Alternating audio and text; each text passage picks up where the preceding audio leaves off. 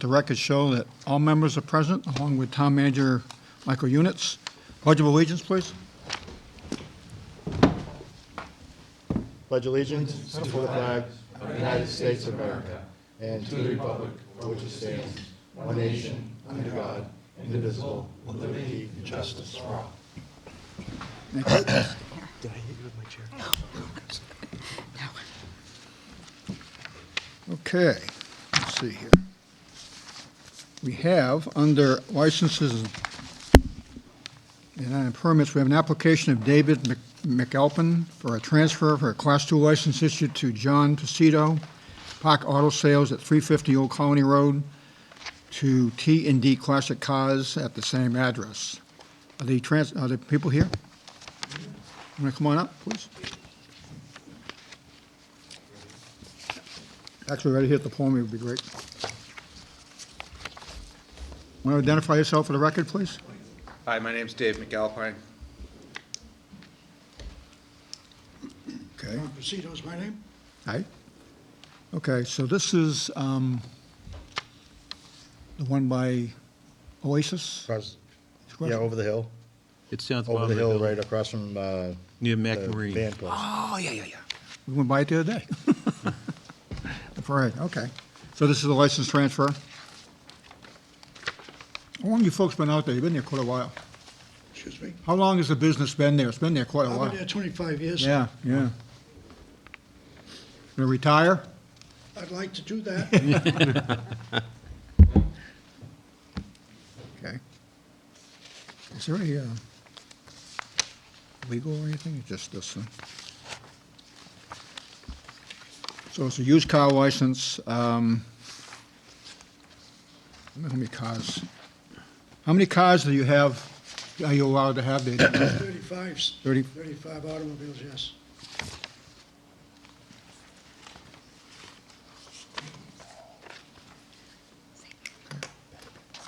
Anyone have any questions? No. You're planning on running it the same way, or? Yes. You do any repairs or anything there? There's no repairs, or it's all done outside? Just sales. Just sales only? Yeah.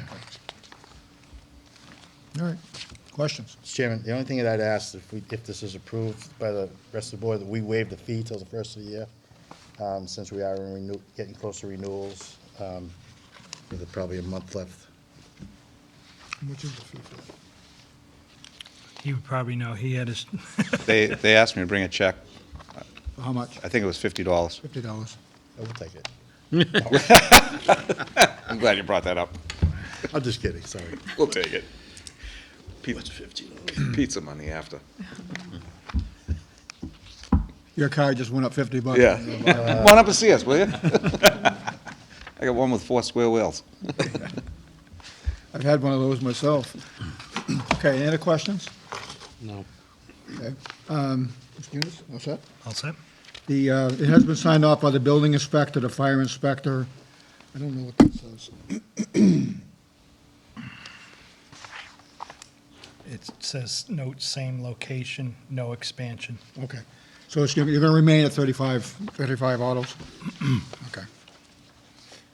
Okay, Chair, entertain a motion to approve the application of David McAlpine for a transfer of the Class 2 license issued to John Pacito at Park Auto Sales, 350 Old Colony Road, to T&D Classic Cars Incorporated at the same address. So moved. Second. A motion and a second. Any further discussion? Just one question. Yeah, go ahead. On the application, it says the date of inspection is crossed out and says required. Has the inspection been completed? And if not, I would like to amend the motion to stipulate pending Yeah, inspection. I don't understand it, but they signed it. Yeah. That's what I don't get either. That's fine. What are we looking at? He's amending the motion to include that First under the page. building inspector and the fire inspector on the bottom left. Yep. First page. Oh, yeah, okay, It gotcha. says required. Just making sure that they did sign off on it, though, so. So, I mean, as long as they've signed off. Yeah, it looks we have like no they problem. have. Yeah, the building inspector called me and asked me a couple of questions. Is it going to stay the same size, same thing? And he says, okay, I'm going to sign off and give it to Carol. Okay. Okay. Well, that is part of the motion. We'll just As a friendly amendment, we'll put that on there. Okay, any other questions, comments? We have motion and second. All those in favor? Aye. Opposed? It's unanimous. Good luck. Thank you. Thank you very much. Thank you for your years of service up there. Thank you. Thank We'll you. still pick his brain. Yeah, yeah.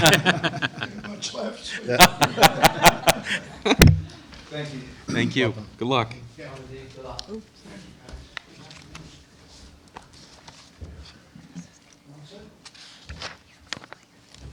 Okay, under announcements. Anybody have anything? Mr. Salvo? Yes. Announcements? Announcements, yes. Okay. At this time, I would like to.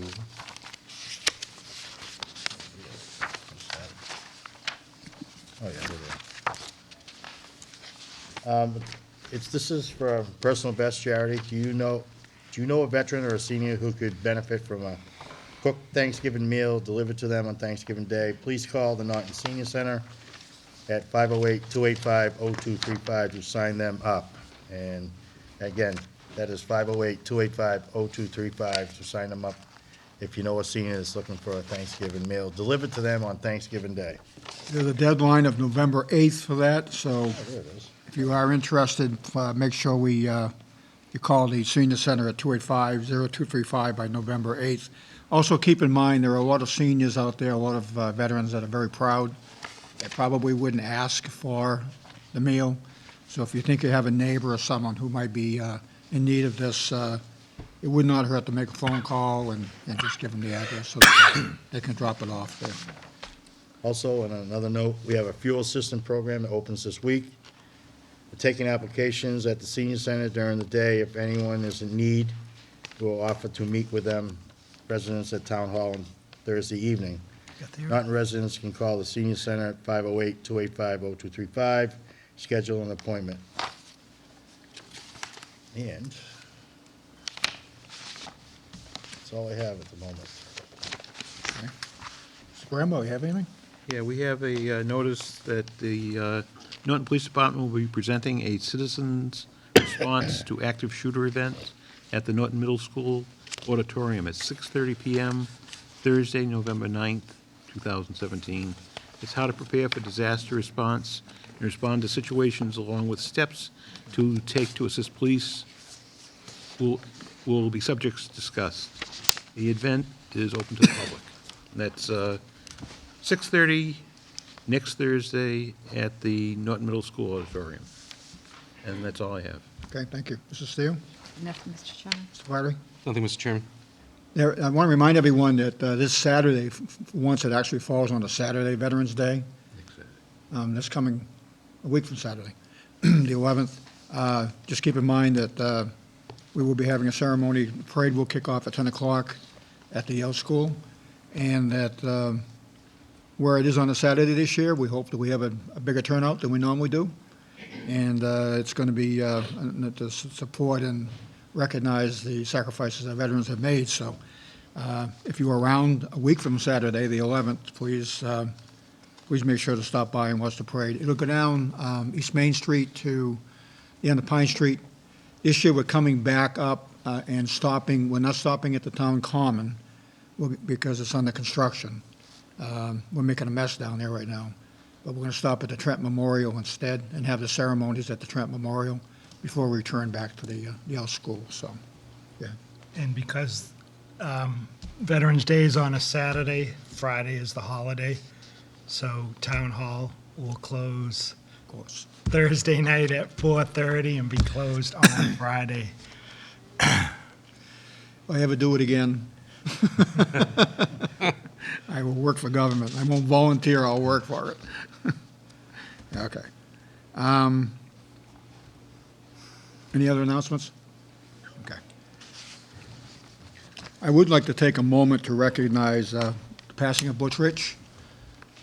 Last week, served with Butch for a long time. Most of us have over a period of time, and, you know, it's end of an era, so to speak. You know, it's that time where, I think he's calling me. He's got a good plan. I think it's important to recognize his total dedication to the town and what he did for years for all of us. I know I'll miss him. I think he was a great guy. We got to know each other better in later years, and got to serve together, and it was definitely it was a tragedy. It was a short life, and it's just not, doesn't seem right. It's funny the phone would ring, because I tell the story all the time about how I was sitting here as chair, and where you're sitting, Mike Flaherty's sitting. Cell phones had just come out, and Butch got his new cell phone. He's very proud of it. And he's sitting over there, and the phone rang, and sometimes Butch would cuss a bit here and cuss a bit there. And the phone's going off, and he's going like, ruff, ruff, ruff, and he's over there, and he's trying to hit this thing and trying to figure out how to turn the damn thing off. And finally, he figures it out, and he sits back in his chair, and I pick up my phone, and I call him again. And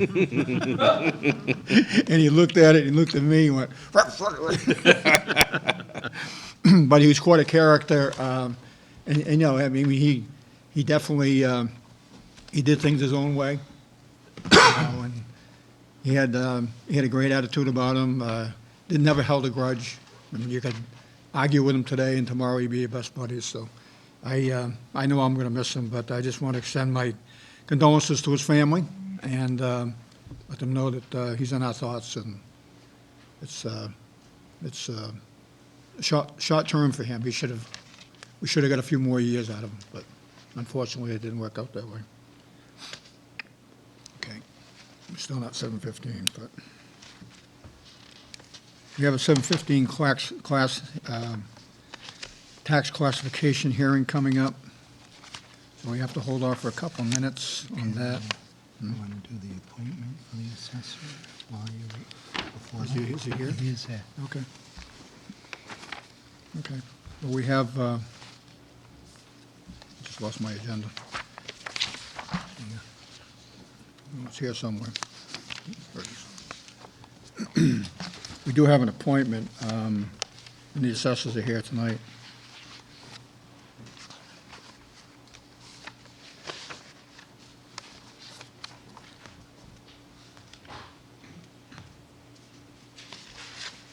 Is the zoning board of appeals?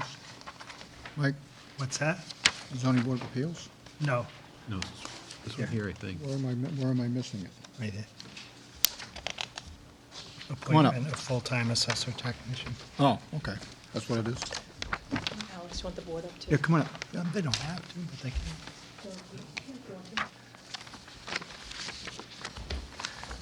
All right.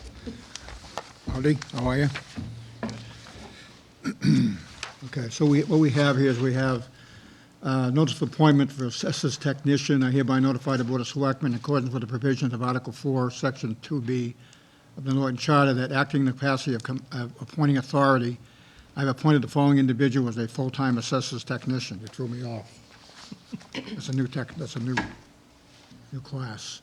Alexander May? Yes. The appointment was made on October 30, 2017, in accordance with the provisions of the Norton Charter, and will be effective on November 14, 2017, unless the Board of Selectmen votes to accept or reject the appointment prior to said date.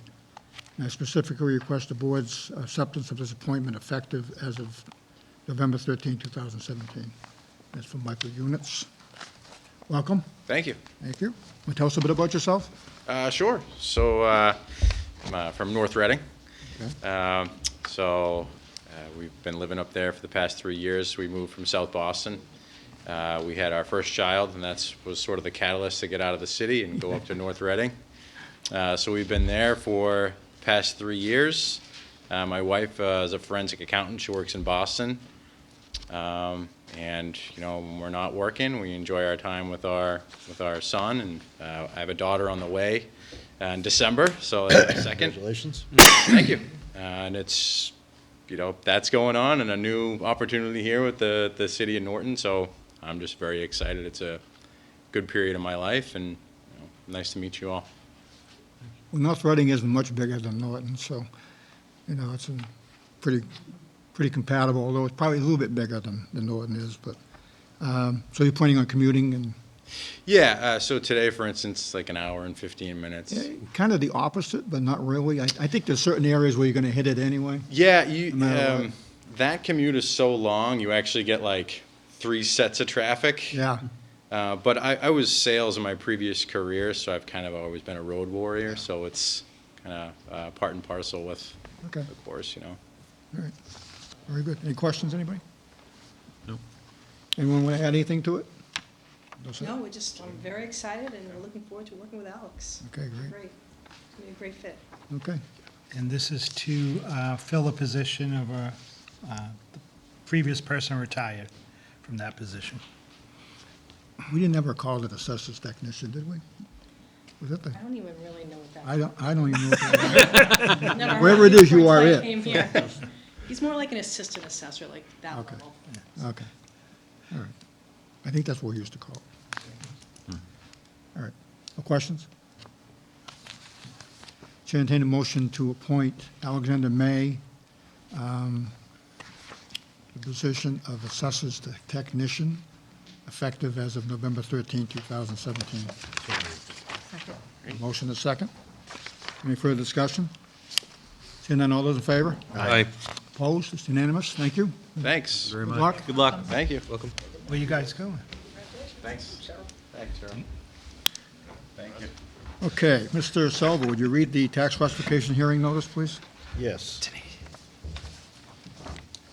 This was dated October 12, 2017, advertised to the Sun Chronicle. Town of Norton Public Notice of Fiscal Year 2018 Tax Classification Hearing. The Board of Selectmen will conduct a public hearing in accordance with Mass General Laws, Chapter 40, Section 56, on Thursday, November 2nd, 2017, at 7:15 PM in the Selectmen's Meeting Room in the Norton Municipal Center, 70 East Main Street, for the purpose of determining the percentage of the fiscal year 2018 local property tax levy to be borne by each class of real and personal property. The Board of Selectmen will accept written comments prior to the hearing from individuals or organizations unable to attend the public hearing. This Town of Norton Board of Selectmen, published the Sun Chronicle, Sunday, October 15th, 2017, legal section. And that's it, Mr. Chairman. Okay, thank you. Folks want to come on up? Again? Good evening. Good evening, everybody. Could you identify yourself? for the record? Oh, I'm sorry. Denise Ellis, Director of Assessing. So this is something we do every year, establish our tax rate, whether we want to split the rate or we want to keep it as a single factor or one we have in the past. So I'll let you take over, and Sure. the So manager, I was hoping he might have it on, but he didn't. She didn't it's been email such a it to me, hectic week, I didn't get to do that part of it. So Now that I have Alex, I'll be all set, though, so we're good to go. we have our copies. Thank you. So tonight, we're just here for you to decide whether you want to keep a single tax rate for the town or do a split tax rate. Okay? And then if you did a split tax rate, then the shift would burden from the residential to the commercial, industrial, and personal property. So under a single factor, it's just one rate, but if Just- we wanted to, we could split it between residential being one, and then the commercial, industrial, and personal property would be the second, or commercial industrial rather would be the second part of it. So what it does is it shifts the burden from the individual taxpayer to more toward the commercial industrial if we decide to split the rate. Correct, correct. And so the properties are divided up into 5 classes. We have residential, open space, which Norton does not have any open space. We have commercial, industrial, and the personal property. Okay. So right now, this year, the residential we're at about 84.8%, which is, so the residential has gone slightly down this year, and the commercial, industrial, and personal property has gone slightly up. That's great. So it's shifting slightly, which is great. Last year, it went the opposite way. So that's a great thing. But we're still at residential at almost 85%. So what you need to do is just decide if that's, if it's really fair to shift it at this point. Because you have to keep in mind that still a lot of small commercial people out there and how it'll affect them. Yeah, I mean, if you want to generate, like it's happening now, the shift is starting to happen now that we've encouraged the commercial development in town. So as that continues to happen, they will bear more of the cost. They'll soften what we have to pay, residentials have to pay. Correct. And it'll help us by creating this in commercial, industrial purposes. And that's why this board is very adamant about finding and developing this type of property, like 188 acres on Leonard Street. Absolutely. You know, once that comes into fruition, once that's built, it's going Right. to have an impact on how we pay our taxes. And if we can soften the blow a bit by getting more of the commercial side, even though it's a single rate, Right. it still adjusts the taxes so that makes it easier for us as taxpayers that we don't have to pay as much. Correct. So that's what seems to be happening now. Absolutely. which is a good Absolutely. thing. Yeah. Okay. So just to give you a little background, so the average single price right now for a single-family home is at about $338,000, which is up from last year at $324,000. So if we keep the tax rate at a residential, then it might be about $15, $17 per thousand. So that's going to increase taxes about $152 a year. If we shift that, that'll bring their taxes down a little bit. There's not going to be a huge difference. So if we shifted it, then their taxes, instead of the $51.35, would probably be about $5,044. So it's about a $91 difference. So that's something you want to think about if that's going to be worth to shift it. In a commercial, it's about a $1,200 difference, or $2,000. So what's happening here is our assessment value is going up, but our tax rate is coming down. But no matter how we do this, at the end, it all has to come to a same total. Right, So, right. Yep. you know, as property values increase, the rate decreases, but still, we still appropriate the same amount of money, no matter how you do it, so. But Correct. this year, $152 increase, It's on the average. yeah, that's probably one of the lowest it's been in a while. Yeah, that last year, I think it was well over, probably close to 240 Yeah, for the yeah. average. I don't remember it being this low for quite a while. Yeah, so it's gone up about 5%, and, you know, every year, it's different homes that it hits. Last year, raised ranches went up high. Those are the ones that were selling at a higher value.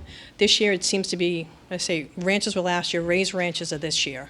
So those people are going to see more of an increase than anybody else. We have the higher value homes are slightly coming down because they're not selling as much or as high. So you'll see those differences. And again, so the overall, I think the average went up about 5% this year on those. Okay. Okay? And that's pretty much it. So right now, if we did, there's a graph on there about the factor. So right now, we're at 1, if we did, which would be about $15.70, 17 cents per thousand. If we shifted it, if I say 1.10, that's going to bring the residential tax rate down to $14.90 and the commercial up to $16.69, which isn't a huge, I don't think it's really that big of an impact on anybody, so I just wanted to make you aware of that.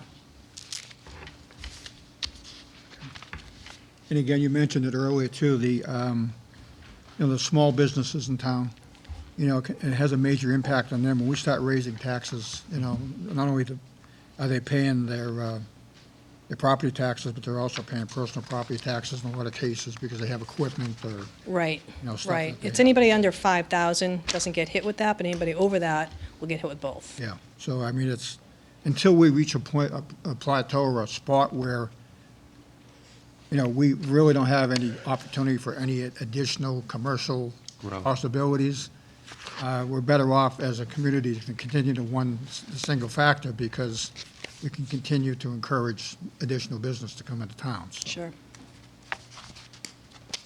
you want to say something? Yeah, the goal would be to get to 25% commercial, then Okay. you could think of something like that. And where I live in Holbrook, the problem is you make that shift, and it's really hard to go back. Yeah.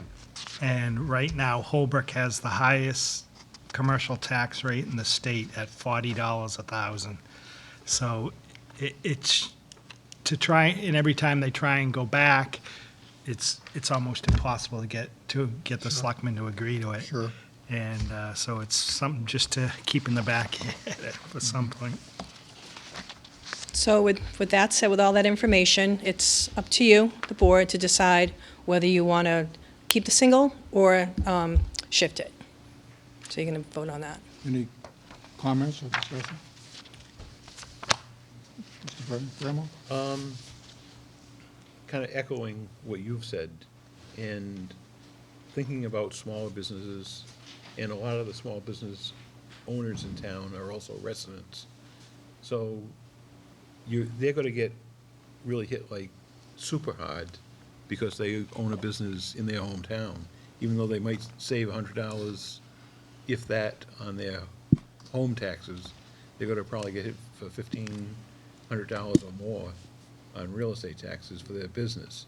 And personally, I've always thought that, I mean, I came from a family business, and so I've always thought that small businesses are the, kind of the cornerstone of our community, and I don't want to make it any harder for people to follow their dreams, to have their own businesses. So personally, I would keep it as a single rate.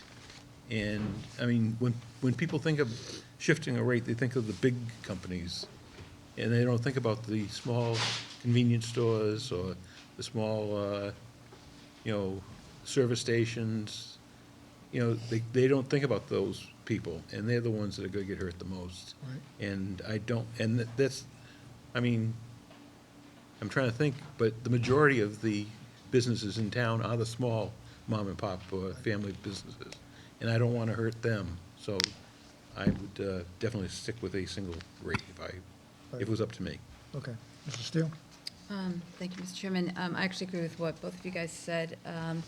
And really, a shift in the tax rate would be a minimal benefit to the homeowners and a hardship for some of the small businesses in town, for exactly what you guys just said. But I also just want to remind everybody in town that the small businesses in this town support us in every single aspect of our community life, from the schools to the seniors to stuff going on in the town. They're always there pitching in for what our budgets won't cover.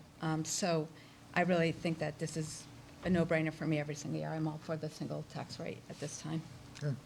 Anyone else? I agree. I agree as well. Not gonna echo the same thing, but I agree. Yeah, redundancy is not, Can you hear me? Can you hear me? Okay. We all agree. Good. yeah. Good. Anything else? Nope, that's it. Yeah. Okay. Unless you have any other questions for me. Seeing none, the chair will entertain a motion to determine a factor of one. We have to close the hearing. I'm sorry? We have to close the hearing. Yeah, we probably should. Yeah, okay. Motion to close the hearing. So moved. Second. Thank you. Motion second. All those in favor? Aye. Opposed? It's unanimous. Okay. Now, under the tax classification, the motion would be to continue to support the factor of one classification for tax purposes.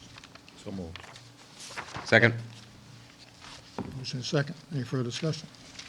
Seeing none, Mr. Flaherty? Yes. Mr. Steele? Yes. Mr. Salvo? Yes. Mr. Bramwell? Yes. I too vote yes. Great. What's that? Thank you. Thank you. Anything you. signed or anything? I think you have it. I think I already signed it. Yeah, just one page. Thank you. Thank you. Thanks. Thanks for coming. Appreciate it. Good luck. You have any power up there, by the way? Congratulations. North Reading have power? You have power in North Reading? Yes. Because Haverhill doesn't. My sister-in-law is in Haverhill. She hasn't had it all week. Yeah, okay. That whole area up there got Methuen, Yeah. Haverhill. Yeah, is that much, right? Okay. That's it. Mr. Salvo, we have a petition from Mass Electric. Oh, yes, I get that right here. Glad to read that, Will. Mass Select. Yeah, poll.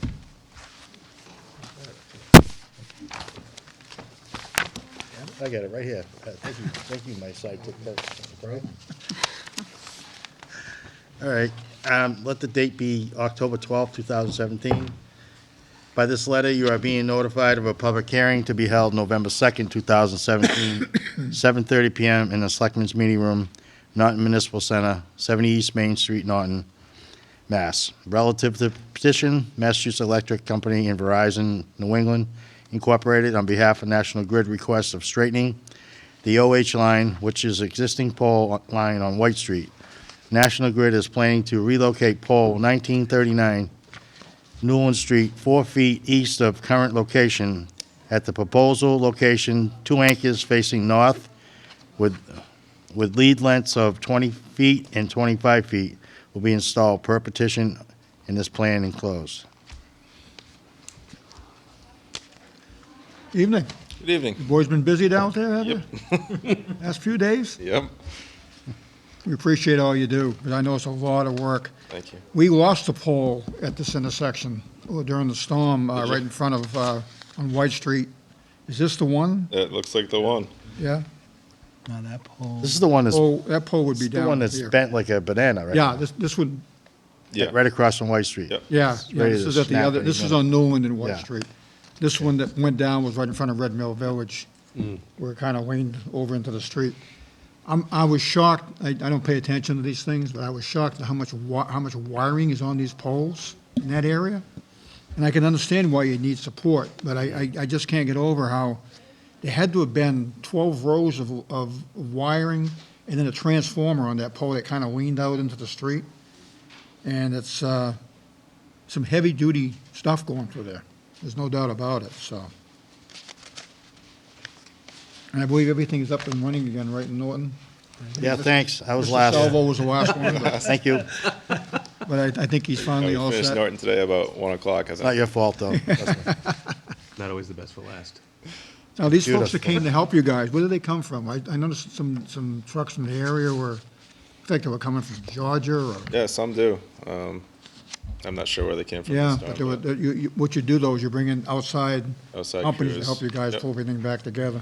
I saw a caravan going up 495 today, heading north toward probably the Haverhill Yeah, area. right there, and they're- yeah, they're sending me to Providence tomorrow, so There's a lot of stuff Rhode going Island on got up hit there. hard. Yeah. So this is to, let's see, this is to what, replace Relocate and relocate? Relocate. 4 feet east. Okay. Yeah, you got some heavy wire going through there. It's amazing. Yeah, they're actually replacing the whole street Yeah. pretty much, but this is the only one moving. I drove down through there yesterday and was going to look at Bob's house. Yeah, And right by, too. I drove right by. He had no light, so I wasn't going to stop. He couldn't offer me a cup of coffee, so I kept going. God, I never asked how I was doing there. But I noticed a couple of the poles on Newland are leaning, like they're leaning toward Main Street.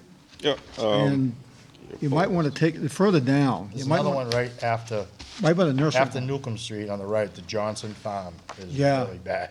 There's a really, That's I a- mean, that's some of a those things are weakness. almost bent in half. And I'm going to guess that sometime when something goes down, they're all going to come down with it too. You wouldn't mind just making a note, maybe check that for us? yeah, and I mean, part of this project, I know they're doing 12 of the poles, replacing them. Oh, well, This maybe is that- the only one that'll- moving, so it's the only one we're petitioning Hopefully there'll for, be a but couple of them. They're doing that, running all new lines and everything down. Okay, perfect, okay. Newland, so. Okay, that sounds like you guys are going to take care of it. Yep. Good, all right, good. All right, Take the old ones out when you leave, too, yeah? we don't want to listen to them? I know you do. It's not your fault. Okay. Any questions? Anyone? No. It seems like a clean shot here, so. Chair entertain a motion to support the petition of Massachusetts Electric and Verizon New England on behalf of National Grid to straighten the overhead OH lines with the existing pole line on White Street. National Grid is also relocating pole number 1939 on Newland Street 4 feet east of its current location. At the proposed location, two anchor facing north will lead lengths of 20 feet and 25 feet will be installed. Motion to, Second. motion and second. There is one other thing. Elm Street, is it, Mike? Yeah. There's a, right at the bottom of the hill on the right, just after the library, there's a pole there that's being supported by what's left of a tree. Okay, You might want to take a look at that, too. Due to the The storm top of or three's gone. from the storm? No, I think it's been like I think it's that. been Okay. like that for a while. Okay. The guide wires in what's left of a tree, and eventually that's gonna, we will be glad to give you a location for a pole if you Sure. want. Put one up over there. Okay, we have a motion and a second. Any further discussion? All those in favor? Aye. Opposed? It's unanimous. Thank you. Thank Get some you. rest. Exactly. Thank you. Okay. Got all that out of the way, right? Old business. We don't have anything under old business. Town manager's report. Units? Yeah, I thought I would have, I talked with the people that handle our energy aggregation today. And they're still working on their press release. But, so I'll bring that to the next meeting, but just to give you an update, I should have that next week. And we have a new contract starting January 1st. And anyone that's already in the program is eligible to stay in the program. And so I'll have a phone number for people to call, because people that already have contracts with somebody else and may want to switch, there's a number they'll have to call. So I'll bring all that at a future meeting. So to be clear, like I'm on the program. So I won't have to do anything. I'll just automatically renew it. Right, unless you send in an opt-out notice, you'll automatically renew, and it will be fixed 10 cents for 3 years. And people can opt out anytime they want. If all of a sudden they decide they want to opt out, they can opt out. So Are they gonna be sending them any kind of information out to the homes? they are, first week of December. Okay. And by the way, for that hearing, those were all the notices that went out to all those people that showed up for that. I just wanted to give you an update. I think ESS, our consultant on the water bodies cleanup, did a great job in their first. Red Mill. Can I ask you something, Mike, on Red Mill? Yep. Now, they have, I'm assuming they have an association, they have a board of directors or something. Is it necessary for every person to get notified, or could they just notify the association? Yeah, we've checked into that before, and unfortunately, because they all own their houses individually, if they rented, then it could just be one person. Okay. But we can't, like the apartments, it would just be the owner of the apartment complex gets notified. But in Red Mill, they all own those individually. Okay. Mr. Chairman. Yes. I totally understand the concept of this whole thing. If it was something that was in somebody's front yard that had to be relocated, I could understand going through all this. Yeah. But when you have nothing around you that doesn't interfere with anybody, why does this still have to, can this be changed? I'll check with National Grid and see what their attorneys say, but it just seems crazy. Oh, it's absolutely crazy. How much was that roughly? I can't tell you how much they paid. I don't care on if you blow up a number, but just, what do you think? it. It had to have been, $1,400? I don't know if it's that high, but it had to be, at least $1,000? 30 times $6. Right. So, and, You know what I'm saying? If it was I agree. interfering with somebody in their Well, like front he yard, said- like down on the street, you if know. they were doing that whole street, then you could see, but it's just that one. One pole. I could see a butter's neck on either side. But I think that might have been it, that unfortunately the abutter across was Red Mill. But it should be able to be narrowed down. So just like if they own their own houses, well, if that was a subdivision, Yeah. we wouldn't be notifying everyone in the subdivision. We'd just be notifying the homes that were Right on in. the edge of the Right, street, right. ones that are impacted by it. That's crazy. And as far as the land goes, this is probably a perfect example. If I own that land, I think the town owns it, but if I own that land there, maybe I got plans, maybe I want to build a house, and I understand why they should notify, even though it's a vacant piece of land. If someone who owns it might have plans for it in the future. But notifying everybody in Red Mill Village seems rather extreme. It just seems like a lot of money. And we're all paying for it. Yeah. One way or the other, we're going to pay for it, so. Okay. Michael? Okay.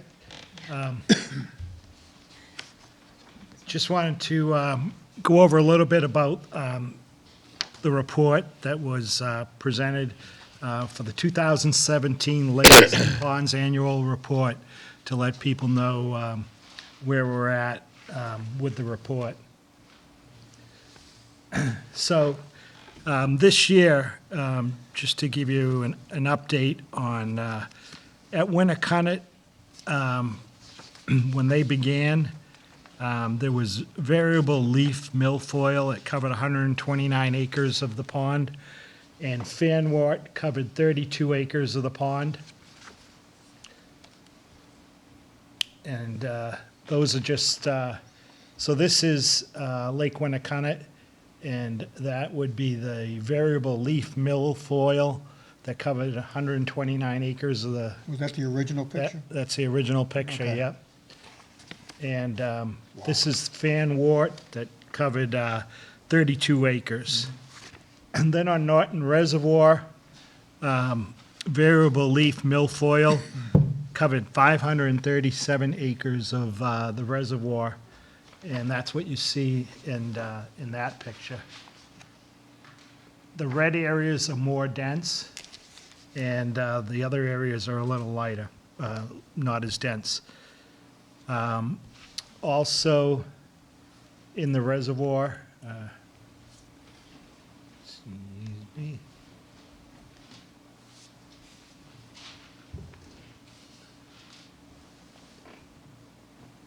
Was fanwort, and the fanwort in the reservoir covered 230 acres. It's more broken up than the milfoil was, but still it covered a good area, and it's the same thing, the red are the worst areas. And then then Eurasian milfoil covered 13 acres of the reservoir. There were none in the coves. It's just really up in that area where that was found. And this was their survey they did before they started. So there was none in the basins located south and west of 140. Then there was some swollen, don't ask me what the bladderwort, on less than an acre, and that was located in the southernmost basin west of 140, Who comes up with these names? down in this area. And then on Chartley,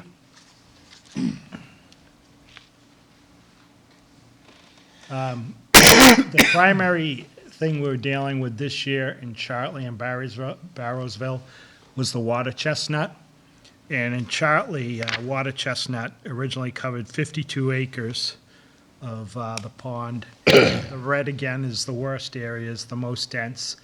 And then as you get lighter in color, it's more patchy. There was some variable leaf milfoil in spots on the upper portion of the pond, and shallow waters on the lower end. And that wasn't treated this year because we were going after the water chestnuts this year, because with the water chestnuts, if you did a lot of treatment, it wouldn't get to where it had to go. And swollen bladderwort was also there, very patchy, and that's what that shows, those dots. Swollen bladder what? Almost looks like Now- it's out of a Christmas tree. Of course, you can't, in Barrowsville, of course, you can't see hardly any water, Yeah. because the water chestnut covered 29 acres of Barrowsville. And there was some variable leaf milfoil in fanwort in sparse locations, and which wasn't treated this year because the main focus this year was to get rid of the water chestnut. Water chestnut was definitely prominent in Yep. that one. It was just infested with it. Kind of looks like a golf course, don't it? Yep. It almost looks like it's turning into a meadow, you know? Okay, and then post-treatment. So this is just to give you an idea of what was done. Under Table B, it shows what's permitted by permit. So we can use herbicides in all 4 ponds if we have to, and algicides in 3 of the ponds. We can't use algicide in Winnicott because of National Heritage. Hand harvesting in all the ponds, and diver-assisted suction harvesting we can do in all the ponds. And don't ask me right now what benthic barriers are, but we can do that in all the ponds except for Winnicott. And this is what was done this year. We used herbicides in Winnicott, Norton Reservoir, Chartley, and Barrows-ville this year. No algicides, and I asked them when algicides would have to be used, and that is only when there's an algae plume. And this year they didn't have any of that, so they didn't have to use the algicides. And then the physical controls, the hand harvesting. And this is just what was approved to be used, the type of chemicals that were approved to be used in each of the ponds. So then post-treatment, and this just gives you the dates when the post-treatment surveys were done. So they were all done in September. And I just want to get to the slide that talks about more where the pictures are, again, of the ponds. Okay.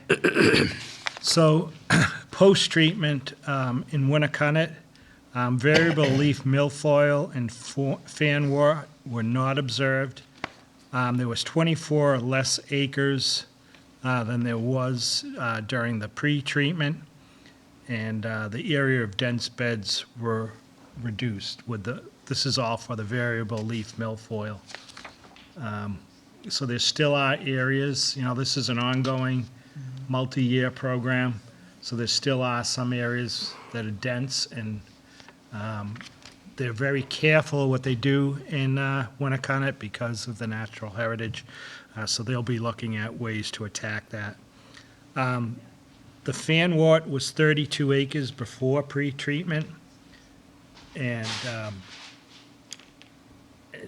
as you can see, there was no fanwort found post-treatment. The watermail, remember the greens that was observed, that's watermail. That is not an invasive species, so that will exist, but the reason you saw more of it this year was because of the dying vegetation that was along the edges of the pond. The more we get that out and the more the ponds are clear, you won't see that. It needs to cling to something, so the more vegetation that we get out of the ponds, the less you'll see that. That's not part of the process, though. It has to be done, it's like a natural process. Right, right. And so hopefully when the pond's clear and the water's just moving through, you won't see as much of that. It'll always be some.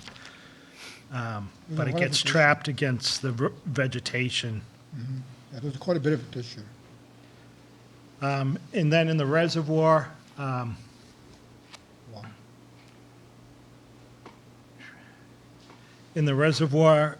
there was no swollen bladwort observed. The variable leaf milfoil covered 57 acres, and that's a reduction of 480 acres. The largest area remaining is up at the mouth of the Rumford River. And the fanwort covered 13 acres, and that's a reduction of 217 acres. And the same thing where you see, and it's not that dense, but where you see the fanwort, it's up by the mouth of the river for the most part. And someone did come in to see me, that was concerned that the coves on the other side of 140 were not treated. The ones on the bottom. Yeah, and I told them I would check, and they were treated, so just wanted to let people know that. And there was no Eurasian milfoil found in the reservoir after the treatment. And no, as I said, no swollen bladder wart was found. Then in Chartley, the water chestnut ongoing, and there's 12 acres still in the post-treatment, and so it's only a reduction of 1 acre, but they did say that the seed set was negligible. That's the big thing, that the seeds aren't setting again for next year, so hopefully this will die out. The fan wart was in trace amounts in 4 locations, and swollen bladder wart was sparse in 2 locations. In Barrowsville,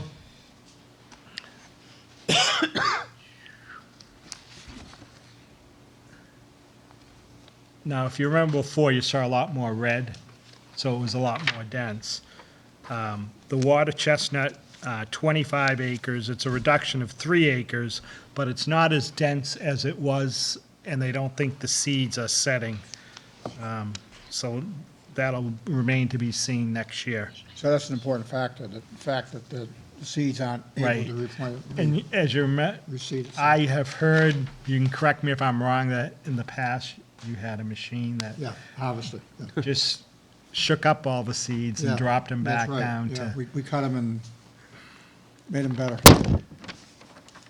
Like, so, like, yep. Oh. Okay, hopefully I have, so, I just asked, just to double check on where we are with the program and what the cost is gonna be, for the upcoming year, and then I asked them for the following year, just estimates. We have $412,826 remaining. And next year, just for the treatment, there'll be engineering cost also.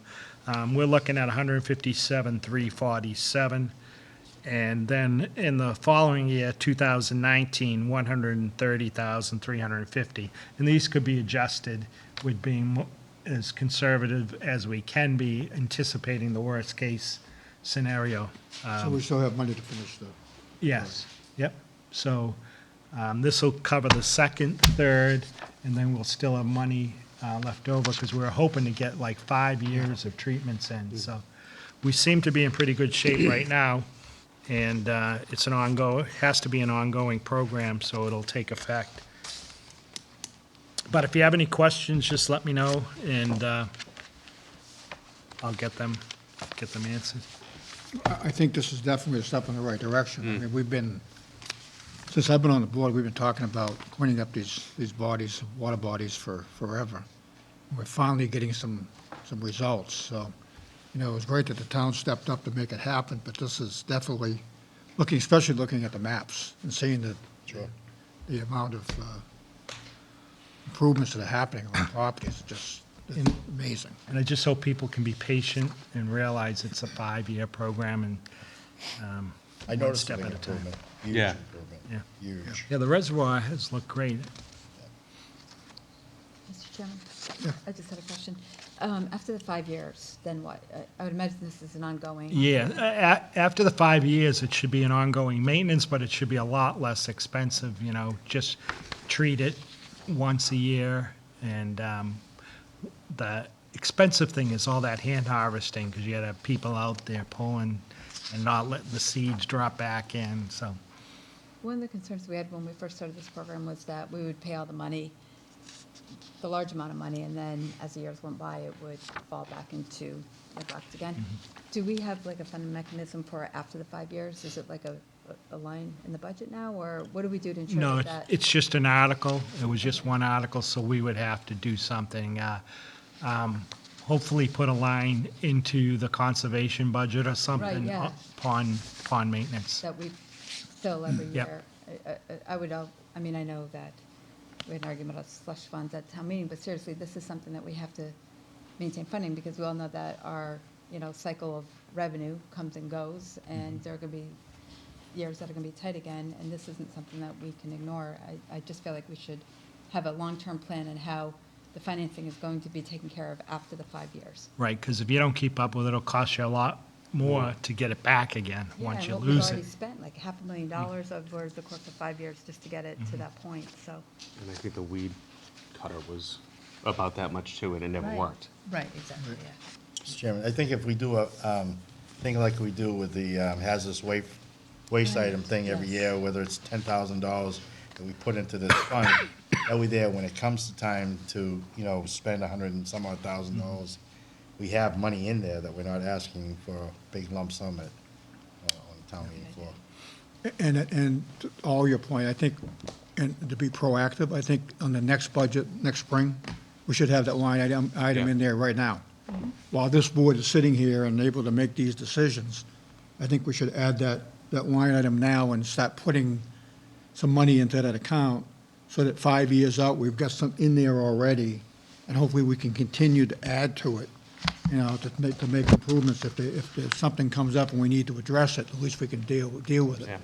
And to your point, if we put in like 10 grand, like we do with the waste program, if we just put in 10 grand a year, and then after 3 years, we have 30,000, and we continue to add that 10, if we do run into a major problem, we've got 40, 50 grand available, we can deal with it without having to come back and ask for more. Absolutely. It just makes sense to be more proactive. So, Mike, if you could consider putting that in next year's budget, that would be definitely the way to go.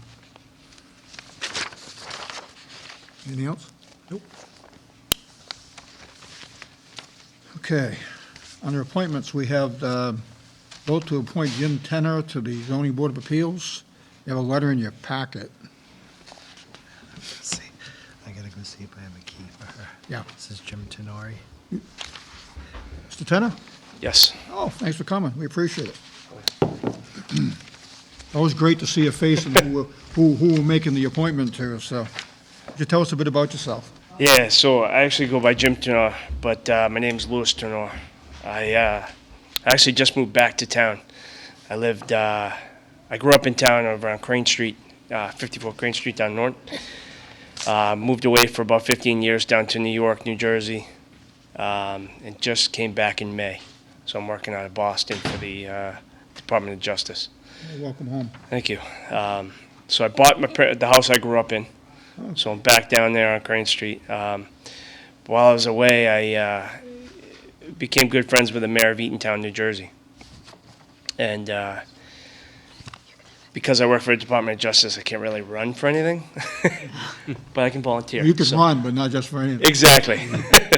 So the zoning board, they put me on zoning, and they were eventually going to get me to planning, but I left. So I resigned. I was on zoning for 2.5 years. Okay, good. I came up here and I contacted Mr. Units and asked him if anything was available, and if he called me and said, yeah, there's a spot. So Yeah, perfect. Timing was good. yeah, exactly. So it's a little bit about me and why I'm here, and I can make one appointment a month. We appreciate you volunteering, though. Yeah, no worries. Anyone have any questions? No. I mean, the zoning board of appeals isn't exactly one of our groups or boards that people line up for. I mean, it's a lot. It's a lot of, yeah. Yeah, it's a lot of work. It's thankless, totally thankless. Yeah. We get it, but it's great to have someone with some experience on it, too. Yeah. I mean, that's gonna be a big help, so. A little bit. So, Seeing no questions, I'll make a motion to appoint Jim Tenor to the zoning board of appeals. So moved. A motion and second. Any further discussion? Seeing none, all those in favor? Aye. Opposed? It's unanimous. Thank you. Thank you. pleasure to meet you Thanks all. for coming. Nice to You have meet a good you. night. Thanks for volunteering. Nah, no worries. Appreciate it. Thank you. Thank you. Yeah.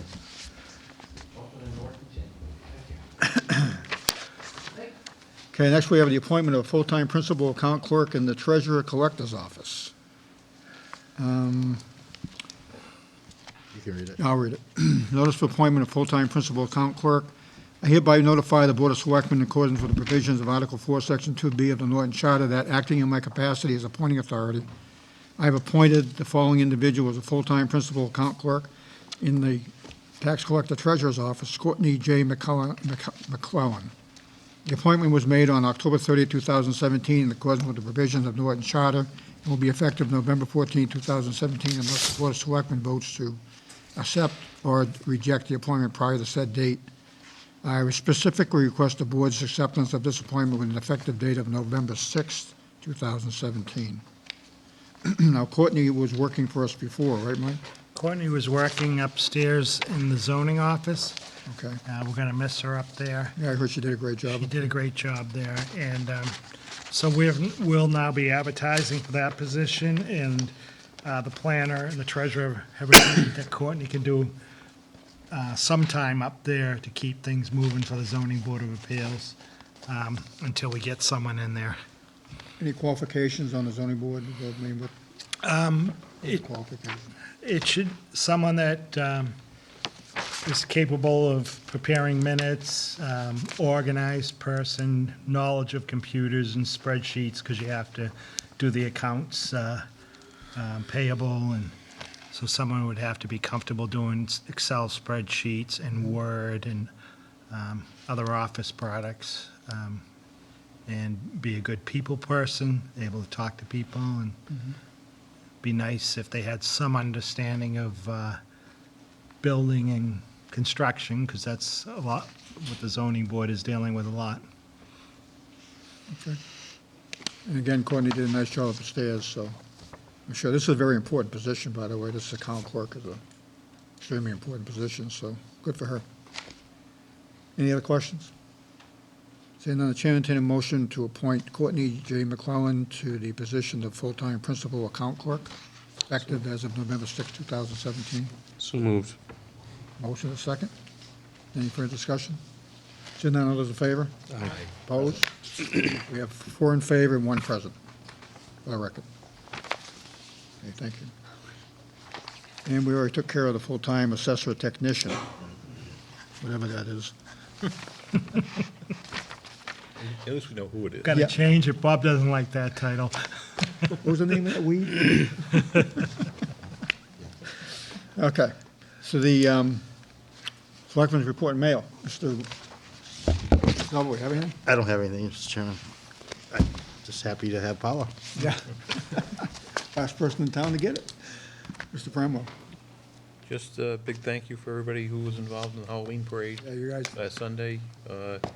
Again, we had a wonderful family time, and we had a great time when the rain finally decided it wasn't going to Yeah. fall on us. we want to thank you and your family for doing a great job Yeah, on that that was float. Yeah, it was great. That was great. You know, a nice job, and, you know, your son-in-law is a hoot, driving the truck, and it was great to see the kids and the interaction, and it was fun. You know, having your grandkids there was a lot of fun for us, too. Yeah, Mary and I wrote it so we could keep an eye on them. Yeah. I appreciated the babysitting. Yeah. And I No, it was just, the other way around, just so you know. and I just want to say Nicole Cuneo did a great job. did. You know, she didn't have that much time in the position to be preparing for the parade, and she stepped right up, and I was giving her a hard time, telling her she looked like she was a general out there the day of the, so. I told you. She definitely did a great job, and, you know, it went off without a hitch. I didn't notice anything different than any other parade we've ever done. If anything, it probably moved a bit faster because the selectmen weren't dragging everybody down with our float. It made That's it, because I wasn't driving. yeah, made us move faster, so. Okay. Mrs. Steele, you have anything? Nothing. Mr. Flaherty? No, just a thank you to the members of the police and fire and National Grid getting our power situation and putting Bob right at the top of the priority list. And I know it was, a lot of people lost power and were frustrated, but I know people were working hard to get it up and running. Yeah, we want to also thank the Highway Department, And the highway department, sorry, yeah, thank you. because they definitely, they went above and beyond. I mean, I was coming home, I had a tree in my own yard I had to deal with, and I saw one on the end of Elm Street, and I thought, oh, I'll come back and cut that up. These guys are busy. Until I saw the wire going into it, and I said, okay, I'm not going to touch that one. Yeah. So this time, anyway, I won't touch it. Yeah, you've done that. But I've done that before. Yeah. But I think Wasn't that at his house that time, too? pretty much it was next door. What? Yeah, but I definitely, I mean, there was a lot of work to be done, and everyone stepped up to the case, and it was really, really did a great job, and congratulations to all of them. Police department was very busy. You know, fire department, I mean, the highway department, these guys are all out, straight out, trying to get these things taken care of, so we definitely want to appreciate all that. One note, the center of town, the lights work the best they have. I was thinking that. They worked better with nobody there. It was the best I've ever seen. Yeah. No electricity, yeah. Oh, yeah. I was during, after Rich's being on the way to Holiday Inn, the traffic lights were not working, so I saw police officers directing traffic, and I even took a photo of it and posted it on Facebook. Yep, it was good to have them out there. Too bad we couldn't afford to do it all the time. Yeah. But thank everyone for what they did. That was a lot of work. I do have something I want to bring up. You know, I think everyone knows in the past I've been pretty adamant about, no, I'm not bringing up parking, Mary. About Library Square, you know, people started parking there, and I really started having a bird over it, you know, but we've corrected that Not problem. use those parking spots. Do They're for not use them, they're decoration 2 only. hours, not overnight. I'd love to see a meter there. Yeah. But we have some signs up in the meantime, but no. What I want to talk about is, you know, I mean, for years I've been very vocal about affordable housing and the issues that come with it. And, you know, finally we have a major project built at 274 East Main Street. I am very concerned about my town and what's happening to it based on some of the current situations down there. And I was, not to say that the people living there aren't upstanding and great people, I'm sure they are, but there's a certain element that's moving into our town that's giving us a black eye. And I don't know about you guys, but I can't remember in recent history having 2 SWAT teams that have to deal with issues in any part of town, never mind in one complex. So what I'm going to ask for, with your permission, is I would like a report from the police department and the fire department on the impact that it's made on their departments as far as how many calls they're getting. We've recently had a drug bust down there, a major bust that had happened. Prior to that, there was a hostage situation. I mean, I don't want my town to suddenly, I have people saying to me, what the hell's going on in there? You know, why are you guys suddenly on the news? And I'm not suggesting that affordable housing brings this kind of element, but whoever the company is that's leasing these facilities, and to a certain extent, even mass housing, has to have some responsibility on screening people and making sure that we're bringing the right people into our community. I don't want that to turn into a combat zone. And it hasn't been open that long. It's maybe at the most 6 months, 7, 8 months. And we've already had at least two major issues there. And I believe that if we ask for a report from both departments, we're going to find out a lot more about what's going on down there. So I'm asking the town manager to get together with the 2 chiefs and through their departments, come up with a list of incidents that have happened recently down there so we can kind of determine where it goes. At that point, if we find that there is cause to be concerned, I think we need to be very proactive and get that management company in here and talk to them about how they're doing business. And mass housing. If mass housing wants to continue to cram these projects down our throats, we have technically basically no say in how they're being done. They have to take some responsibility also. Norton has always been a very quiet town, and I personally don't appreciate the recent notoriety we have had here in town with all of these incidents. Now, this one here, the feds actually came into town and did a multi-state drug sweep that was was focal here in Norton. Yeah. It was started here from 274 East Main Street. So I want more information. And if there's an issue, I want to nip it now, and I want to deal with it now. So I'm going to ask again, maybe between now and our next meeting, Mike, if the chiefs can just, in their departments, can give us an update on what responses they've had down there, and maybe ambulance calls. It has an impact on our community. I mean, no matter what we do, but, for some reason, I think there was an overdose down there or two that happened along the way. But I want to know what's going on before it gets too far. So with your permission, I'm going to ask him to get us some reports. I have some comment on that. Not so much on the actual individuals, but when you go back to, building aspect of it, they have to circumvent around all the different rules and regulations that any normal person that would be coming into town would have to follow. Their guidelines are terrible. Number one, the incident that I talked to Mike about the other day, now, they lost power down there for 2.5 days, okay? They have electronic keypads at the doors.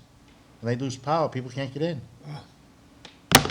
So now you're chalk blocking the doors, okay, so people can use it. Now, the reason why those are there is to protect the people that are in there. And the other incident was, and by code, I talked to your wire inspector, they have emergency lighting in the hallways. By law, they only have to be on for 90 minutes.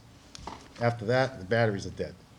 There's no safety issue and people getting in and out after that 90 minutes has wore the battery down. Can't recharge it.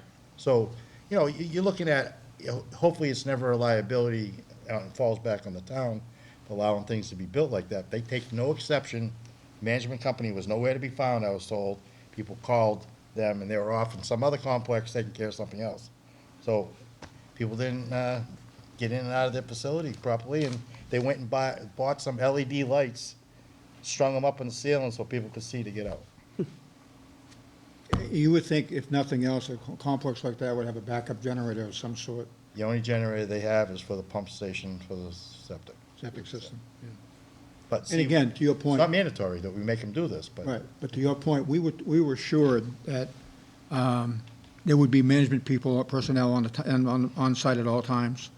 And I'm not sure who's in charge, but I will say this, if you don't have people on the property at all times, that's when things go to hell, and that's when things go to crap. You have to have someone there that can hold people accountable. So one of the good question we could ask when we ask the management company to come in is, what staffing do you do? Do you have security? Do you have overnight security? I mean, what are you doing, on the project itself to maintain it and make sure that people are safe? Because I know of the hostage situation that made big news not too many months ago. And then now we've got this major drug ring, and and I'm concerned about the other people living there. I want to make sure that everyone has an opportunity to live in certain comfort and not have to worry about what their neighbors are doing. Yeah, quiet enjoyment. And and to your point, making sure that they have safety apparatus in place and where they can be safe, especially when you have no power. You want to make sure your doors are locked, Yeah, right?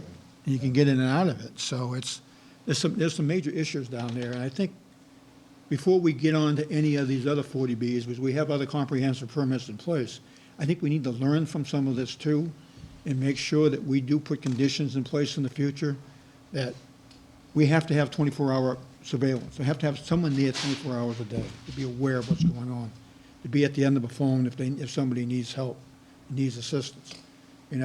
If we have a situation where, the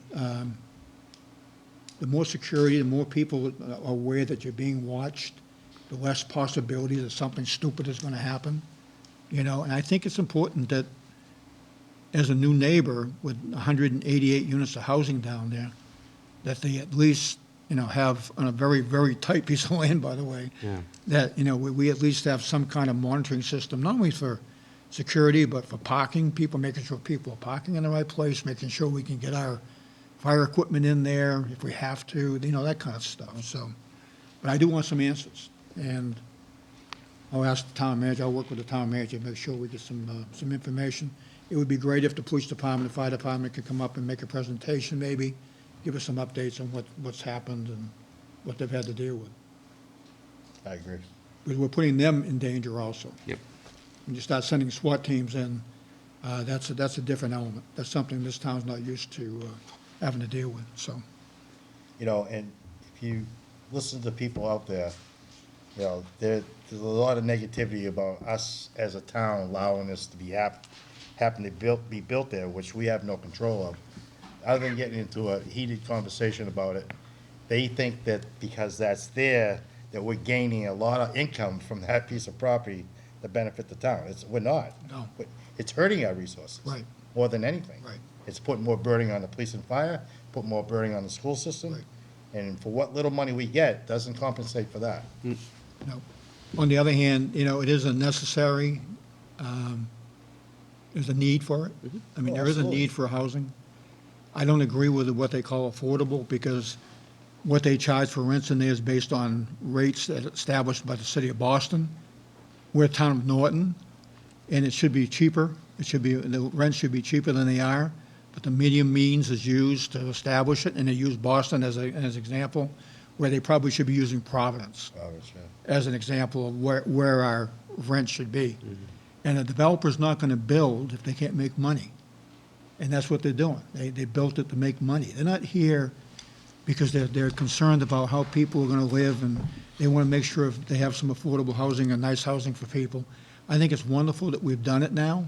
There's nothing we could do to stop it. It's part of our community. But I wanna make sure we have guidelines in place so that all of us can not have to be concerned about what's happening down there, so. So if we can get some of that information together, it'd be great. Okay. Anything else on the report? Dale? Okay, I have looked over the warrants and minutes, and on the following payroll and invoice warrants, I have reviewed them and have signed off, and I will make a motion to approve the biweekly payroll, PR 9, for the period ending October 21st, 2017, dated October 26th, 2017, in the amount of $1,260,146.68. Second. Motion, we have a second. Yes, second. Sorry. Motion and a second Playing the violin. on PR number 9. All those in favor? Aye. Opposed? It's unanimous.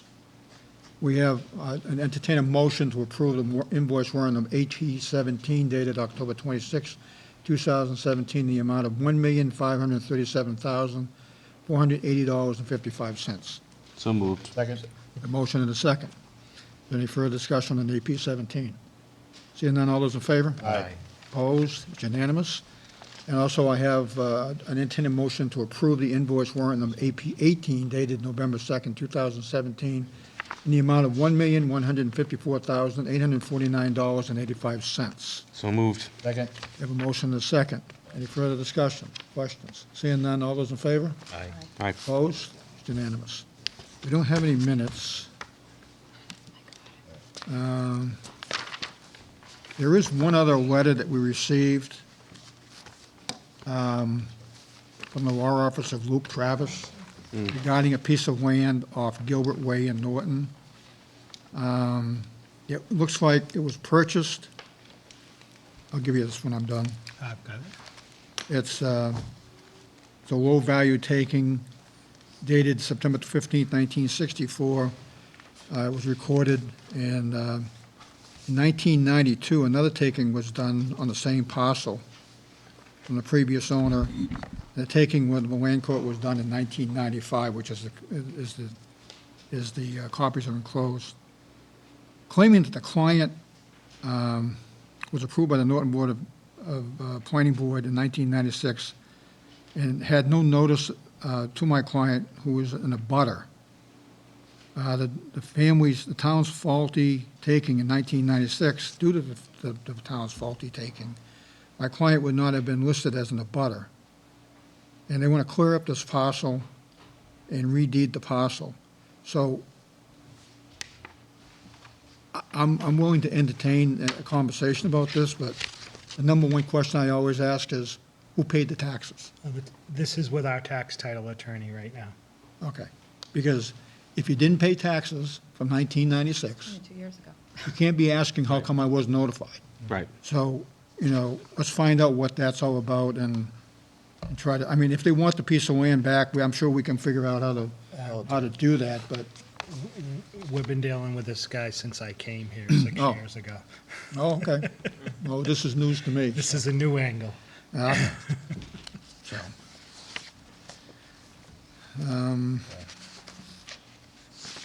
Okay, on the next agenda, we'll have a report from the Public Safety Departments about 274 East Main Street. Does anyone else have anything they want to put on? What else do we have coming up, Mike? We have, going to try to get something from National Grid on the street lighting? Yep. Some conversation I about want that. to talk to Paul, the guy that we had it here before, get his take on things. Paul Vessel? Yeah. Okay. Anyone has anything else you want to add to the agenda, just let Mike know. Be glad to add it to it.